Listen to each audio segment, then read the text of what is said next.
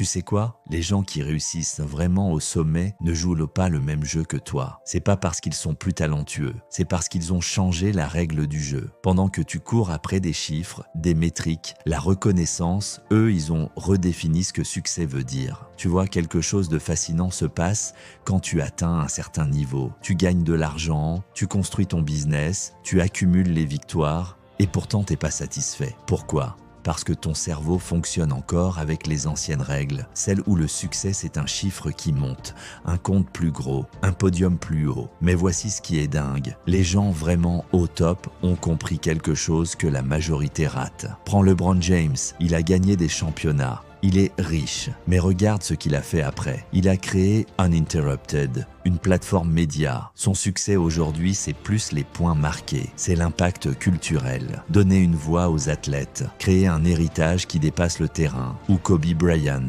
Après sa retraite, il a lancé un fonds d'investissement dans la tech. Il a gagné un Oscar. Pour lui, le succès était devenu la création, pas la compétition. Ces personnes ont redéfini les règles. Elles ne se mesurent plus avec les mêmes métriques. Voici ce qui se passe dans ton cerveau. Quand tu définis le succès par des métriques externes, l'argent, les trophées, les likes, les ventes, ton cerveau fonctionne en mode binaire. Soit tu as atteint la métrique, soit tu as échoué. Plus 10 ou moins 10. Rien entre les deux. Et tu sais ce que ça crée? Une oscillation permanente. Tu atteins ton objectif, euphorie pendant 48 heures, puis retour à l'anxiété. Tu rates ta cible, effondrement complet. Ton cerveau ne connaît que ces deux pôles. C'est épuisant, c'est invivable. Et c'est une impasse parce que même en gagnant, tu ne gagnes jamais vraiment. Les meilleurs ont découvert que la seule façon de sortir de cette spirale, c'est de changer la définition, de redéfinir le succès autour de quelque chose que tu contrôles, autour de valeurs internes, pas de validation externe.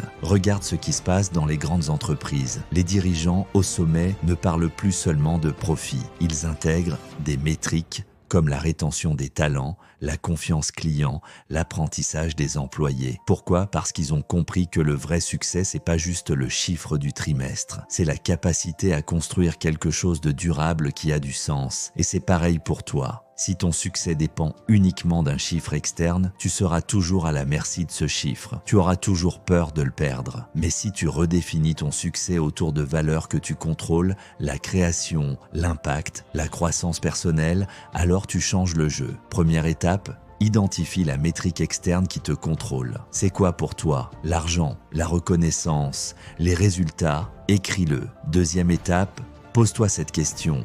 Si cette métrique disparaissait demain, qu'est-ce qui resterait de valeur? Les réponses que tu trouves, c'est là que se trouve ton vrai succès. L'impact que tu as, les gens que tu aides, les compétences que tu développes, la personne que tu deviens. Troisième étape, crée une nouvelle définition mesurable mais interne. Par exemple, au lieu de atteindre 100 000 d'abonnés, tu dis créer du contenu qui change la vie de 10 personnes par mois. Au lieu de faire 50 000 de CA, tu dis construire un business qui me permet de dormir 8 heures et voir ma famille chaque jour. Tu vois la différence? Les nouvelles métriques, tu les contrôles. Elles ne dépendent pas du marché ou de la validation externe. Elles dépendent de toi. Quand tu redéfinis ton succès comme ça, quelque chose se produit. Parce que tu sais que ton succès ne peut pas t'être enlevé. Il est en toi, pas dans un chiffre qui fluctue. Tu travailles différemment. Tu ne cours plus après la validation. Tu crées, tu construis, tu expérimentes. Et bizarrement, c'est souvent là que les vrais résultats externes arrivent. Parce que tu n'es plus désespéré. Tu es aligné. Tes relations s'améliorent. Tu n'es plus obsédé par le prochain jalon. Tu es présent. Tu peux célébrer les petites victoires parce que ton cerveau a appris à reconnaître la valeur autrement. Et surtout, tu construis un héritage. Pas juste un chiffre qui sera oublié,